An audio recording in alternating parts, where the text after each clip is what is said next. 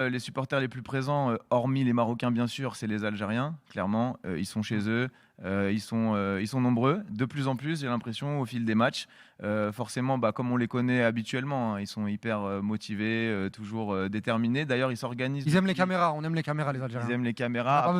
T'as pas besoin d'aller les chercher ou t'as pas besoin de. Non, ils viennent à toi. Hein. Des fois, en gros, mais d'ailleurs, le micro RMC Sport fait boulot des fois. Des fois, il y en a un peu trop autour de toi, tu veux dire, c'est ça? En fait, c'est que quand je le sors, déjà, j'entends oh l'after Gilbert, Daniel, toutes les 2 secondes. Les gens sont très gentils. Très écoutés par les Algériens. Il y en a même qui font presque des petites files d'attente, tu sais, alors que j'ai pas forcément prévu d'interroger toute la rue, mais au final, en gros, j'ai une petite file d'attente qui se crée. Donc moi, j'essaie gentiment de dire à tout le monde, bon, on va faire un petit mot chacun. Alors comme j'alimente pas mal de choses, j'ai des sujets sur le feu, je fais des sons pour les antennes, je fais aussi des pronos. Donc bon, je me dis, allez, on va jongler. Tiens, tu me fais un prono, toi, tu me réponds sur ça, sur ci, comme ça, je contente un peu les gens. Quand il y en a qui sont un petit peu insistants, qui ont envie de dire un truc qui n'a rien à voir et au final ça m'intéresse pas vraiment, je les prends, mais bon, voilà, pour la beauté du geste, des fois je règle pas vraiment, je leur dis pas, ça dépend. Je garde sympa. Sympa, il fait des air interviews. Il y a plein de gens qui c'est pas très cool quand même parce que le mec lui, il pense que ça sert et tout. Il veut passer un message perso, je vais comprendre que c'est pas l'idée, mais comme il insiste, il veut vendre une 206. On en est pas loin des fois.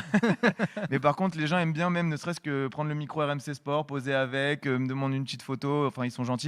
Donc les Algériens très nombreux. Depuis les 2 derniers matchs, on a filmé tout ça. Ils font des cortèges, ils essayent de s'organiser. Donc en gros, ils se réunissent à quelques rues du stade avec l'accord de la police marocaine.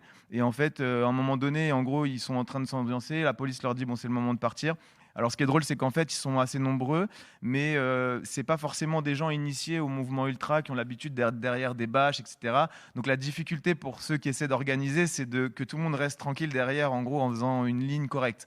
Et ce qui n'arrive pas si souvent, en fait, très vite, il y en a qui partent par là, droite par là, gauche. Alors, ils n'arrêtent pas de se rattraper. Les soucis qu'il y avait eu au premier match d'accès, là, c'est réglé, ça. Il n'y a plus. Moi, j'en ai pas constaté. Après, moi, s'il faut préciser. Il paraît que les plus gros chambreurs, c'est les Congolais. Ah non, c'est pas il paraît. Les Congolais, c'est les plus gros chambreurs et de loin. Ils ont toujours une formule, toujours une phrase qui pique, une petite danse. Ils veulent film-booter toute la terre. Donc dès que je sors, on va film-booter, RMC viens, on va film-booter. Alors moi des fois je les laisse, c'est parti. En gros, film-booter, on l'explique, hein, c'est en gros c'est leur slogan. On a fait un article sur le site pour expliquer. En gros, Fimbou chicote. En gros, ils t'expliquent que le Fimbou c'est une sorte de fouet et donc avec ce fouet ils te chicotent. Et donc en gros ils disent en fait à chaque fois qu'on croise un adversaire, c'est pour le fouetter, le chicoter. Enfin voilà. Et en plus le Fimbou ça devient un verbe. Donc on va vous film-booter, vous film-bouiller, vous film-boutiser. Enfin les mecs ils ont plein de verbes comme ça. Et ce qui est très drôle avec les Congolais, c'est que ce que je remarque, c'est qu'ils ont tous des enfants jusqu'aux grands-parents, cette posture de mais on est la RDC. Genre limite, ils sont surpris que je leur pose une question, genre vous envisagez le match comment ?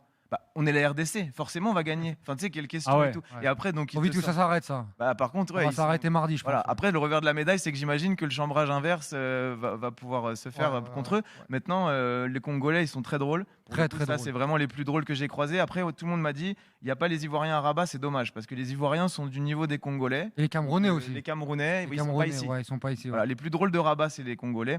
Donc les plus ambiancés c'est les motivés c'est les Algériens. Après les Tunisiens sont très chauds aussi quand je les croise. On les a vus très nombreux. Très nombreux et très lucides sur leur équipe. Moi j'ai vu 2-3 Tunisiens aujourd'hui très énervés. C'est quand même les mecs qui, on le racontait hier, qui ont envoyé bouler leurs joueurs quand ils sont venus les voir à la fin du match. Genre barrez-vous. Très énervés. Mais c'est vrai que ce qui est marrant d'ailleurs, la différence entre les Congolais et les Algériens, puisqu'on va se projeter sur le prochain match que tout le monde attend, c'est qu'en fait les Congolais, ils sont pas trop là pour me dire en gros les Algériens c'est aussi une bonne équipe, ils mettent une nuance et tout. C'est on va les film-booter. Il n'y a pas autre chose. Alors que les Algériens ils me disent bon on va gagner, on est les DZ etc. Mais ils me parlent un peu football, tu vois, ils essaient de me dire le Congo c'est quand même une bonne équipe. Donc il y a vraiment une petite différence avec ça. Les Congolais pour eux c'est sans issue possible, ils vont gagner. J'ai vu un japonais fan de la RDC ou de la Côte d'Ivoire, non c'était il y avait sur les réseaux je l'ai pas croisé. Ouais, il y avait franchement il y avait des personnes insolites un petit peu autour des stades. Il y a aussi un Coréen fan de la Côte d'Ivoire qui parle avec l'accent ivoirien, c'est assez déroutant. Exactement. J'ai vu un Algérien aussi fan de Léopard qui connaissait toute l'histoire de la RDC, qui expliquait toutes les légendes du TP Mazembe sur les réseaux. Il y a des grands cracks. Il y a aussi le fameux supporter congolais là qui reste debout tout le temps. Ah oui, Lumumba. Ce qu'il faut expliquer, c'est que Rémi Buzine, notre collègue de chez Brut, avec qui on est en connexion ici, l'a rencontré et en gros il m'a expliqué qu'en fait le mec a 56 ans et que que donc en fait, quand il descend, j'ai vu les images de Rémi, quand il descend de son match où il n'a pas bougé, il est épuisé. Mais d'abord, il est exténué, le gars. C'est-à-dire qu'en fait, il a les traits tirés, il est franchement à deux doigts du malaise. Et le problème, c'est que quand il part, c'est devenu un chef d'État maintenant. Trop longue. Non, mais c'est surtout qu'il crée un engouement énorme autour de lui et du coup, ils ont du mal à l'exfiltrer. Je rappelle, quand il dit ne pas bouger, c'est littéralement ne pas bouger. Il est habillé comme Lumumba à l'époque, Patrice Lumumba. La même coupe, les lunettes et tout. C'est exceptionnel. Et au stade, en plus, maintenant, quand il commence à tendre sombrer, à se poser, ça déclenche une espèce d'euphorie dans la tribune et ça lance même les chants et tout. Genre, le mec, c'est lui qui lance le match du Congo. C'est fou. Moi, la première fois que j'ai vu cette image, sincèrement, j'ai cru que c'était une statue de cire. Vraiment. Ouais, non, il est bluffant, le gars. Après, en fait, tu lis les commentaires.